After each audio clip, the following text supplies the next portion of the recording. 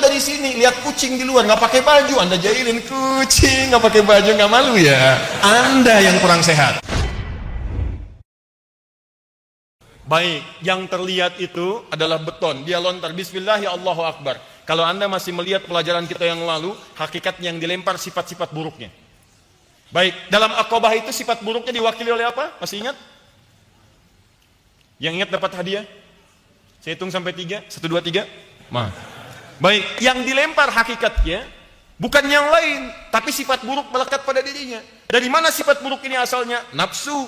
Apa dalilnya? Quran surah ke-12 ayat ke-53. Wa ma ubarri'u nafsi innan nafsa la'ammaratun bisu. Saya tidak bisa menganggap diri saya suci karena dalamnya ada nafsu. Nafsu mengarahkan pada yang buruk. Sedangkan dalam diri manusia ada kecenderungan buruk disebut dengan nafsu, nama lainnya fujur, ada kecenderungan baik disebut dengan takwa. Dari mana dalilnya?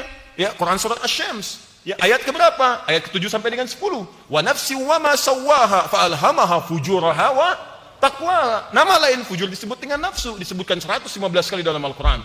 Nama lainnya kemudian lawannya disebut dengan takwa, disebut 115 kali dalam Quran. Takwa didorong oleh malaikat, disebut 88 kali di Quran. Nafsu didorong oleh setan, disebut 88 kali dalam Al-Quran.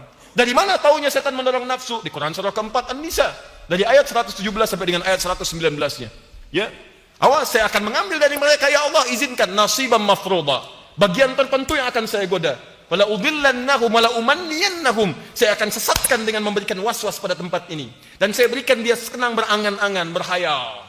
Hayal. Kalau saya sekarang berada di Arafah, ya Allah saya akan bermohon. Haji aja belum, tanggal 9 aja belum, dia sudah membayangkan di Arafah, berhayal. Sehingga lupa ketika dia berhayal, waktu maghrib lewat, habis, dan seterusnya. Itu bagian yang diambil. Nah, Aqabah, saya katakan berulang kali, ini mewakili gambaran bahwa ada sesuatu yang besar berpengaruh, gambaran dari nafsu. Di sana melempar, sini lempar. Apa hubungan dengan orang kurban? Saat berkurban itu yang disembelih apa? Kambing. Kambing itu apa? Hewan. Ya. Lihat, saya ulang. Yang disembelih apa? Hewan. Sudah lihat ke saya, kencang lagi, hewan. Semoga Allah ampuni kita semua ya. Sini. Hewan.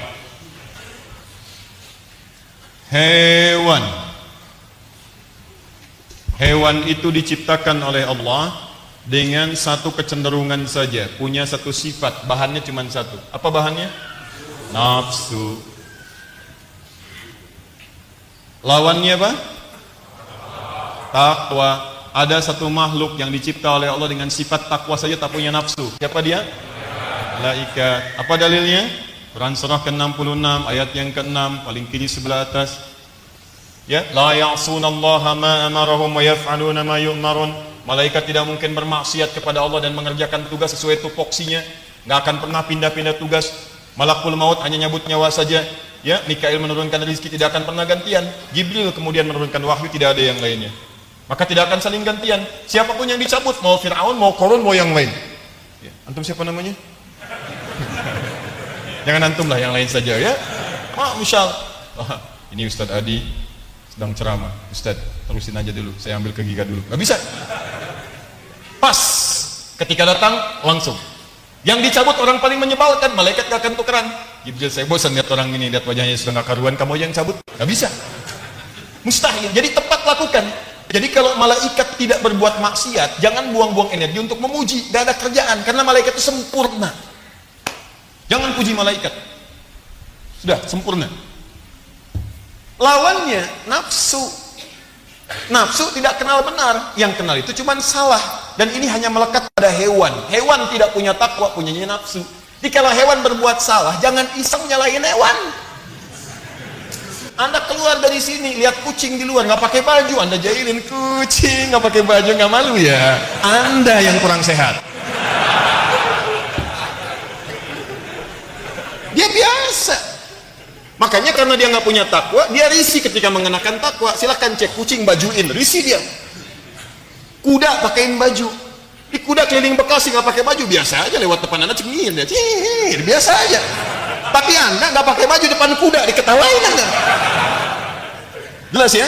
Jadi kalau cuma masalah lepas melepas, binatang lebih jagoan. Makanya jangan coba lepas aurat lah. Kalau cuma seperti itu, hewan lebih jagoan. Anda kalah, jangan bersaing dengan hewan. Nah persoalannya, ini dikumpulkan jadi satu. Nafsu dengan takwa nyatu jadi satu. Ketika dikumpulkan jadi makhluk baru, namanya manusia. Punya kecenderungan baik, punya dorongan untuk berbuat salah. Ketika dia naik, ada dorongan kebaikan. Ketika naik, maka dia lebih daripada malaikat. Kenapa? Karena malaikat ketika akan baik, dia nggak punya perjuangan, nggak ada nafsunya. Kalau malaikat zikir, Quran surah kedua ayat 30, wa nahnu nusabbihu bihamdika wa nuqaddisu lak. Kami bertasbih, bertahmid, bertakbir, bertakdis kepadamu ya Allah. Biasa, karena nggak ada nafsu. Ya kita mau takbir ada godaan. Allahu Akbar, pengen sholat, begitu berangkat lewat mi tek wah, Masya Allah. Nafsu. Ayo ke masjid, lewat mi tek mau kemana Pak? Ke masjid, sholat nomor 2 Pak, mi nomor 1. Masuk. Mau tahajud malam, kalau malaikat sholat itu biasa. Anda malam-malam mau sholat, muncul bola, ya macam-macam lagi, yang lainnya lagi, dan seterusnya. Ini yang tidak mudah. Paham? Jadi begitu ini naik, dia lebih dari malaikat. Tapi persoalannya, ketika Anda bertindak memanjakan nafsu, maka Anda bisa lebih rendah daripada hewan. Apa pasalnya? Pasalnya adalah karena Anda punya rem takwa, hewan tidak punya. Makanya diberikan oleh Allah kecenderungan berbuat baik dalam diri setiap manusia. Kalau nggak percaya silahkan ya, silahkan cek. Ketika Anda mengerjakan satu yang salah, perbuatan itu buruk, maka hati Anda otomatis akan mengingkarinya. Anda keluar dari sini, coba aja pakai sendal orang lain. Tapi tidak dibawa pulang, coba pakai dulu begini. Begitu Anda akan masukkan ke sendal orang lain, maka hati kecil Anda akan mengatakan itu bukan punya kamu. Lepaskan itu. Paham? Nah, kadang dalam keseharian tidak sedikit takwa ini dikalahkan, ini masuk naik ke atas. Nafsu ini. Sedangkan nafsu punya hewan, maka disimbolkanlah kemudian dalam 10 Dzulhijjah kita mesti ini sembelih. Sifat apa yang dominan? Coba lihat kambing. Kenapa kambing kemudian yang dipotong? Ada beberapa ulama yang spesifik menerangkan dengan detail. Kenapa bukan ayam? Kenapa bukan ini? Kenapa bukan itu? Kenapa hewan-hewan ini? Nanti dalam kajian spesifik ada makna-maknanya. Tapi yang ingin saya tekankan secara langsung adalah kita simpan dulu makna ini, kita fokus pada satu bahasan yang paling inti. Dalam sembelihan itu, sebetulnya sebelum disembelih, kita harus merenungkan nafsu apa, sifat hewani apa yang paling dominan, yang seringkali melekat pada diri kita sehingga jauh dari Allah Subhanahu wa Ta'ala. Tanggal 9 itulah bagi yang berkorban dia puasa. Kalau saat tidak berpuasa karena alasan lain, dia merenung apa yang kurang-kurang. Rinci.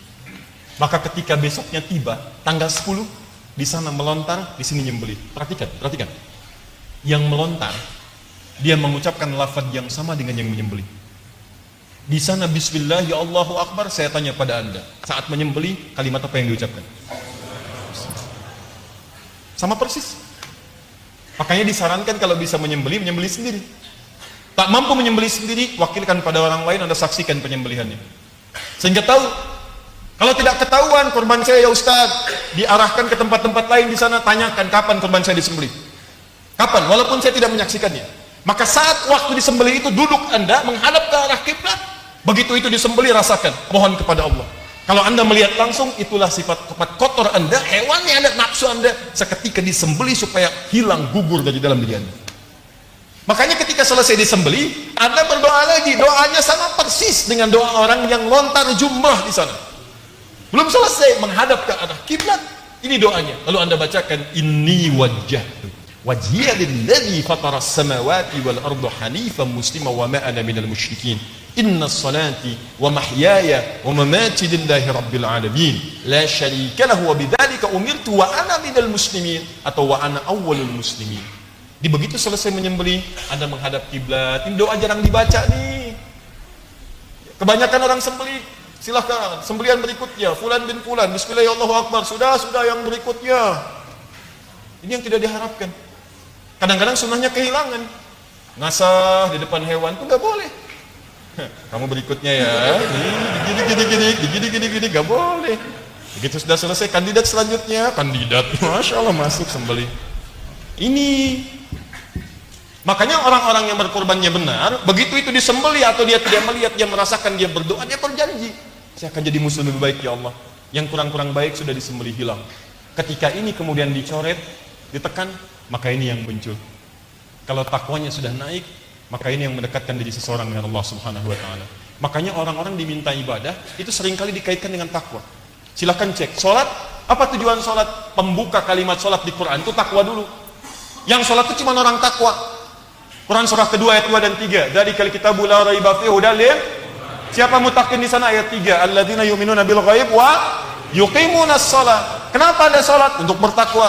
Puasa apa tujuannya? Takwa. Al-Baqarah 183. Ya ayyuhalladzina amanu kutiba alaikumus kama kutiba alal ladzina min qablikum la'allakum taqwa. Haji apa tujuannya? Takwa. Al-Baqarah 197, paling kanan sebelah atas. Al-hajju asyhurun ma'lumat, faman farada fihinna al-hajja fala rafata wala fusuqa wala jidala fil hajj. Wa ma taf'alu min khairin ya'lamuhu Allah wa tazawwadu fa inna khairaz zadi taqwa. Takwa, takwa, takwa, takwa. Di ibadah itu arahannya takwa. Jadi orang kalau sudah takwa dia dekat dengan Allah. Apa ukurannya?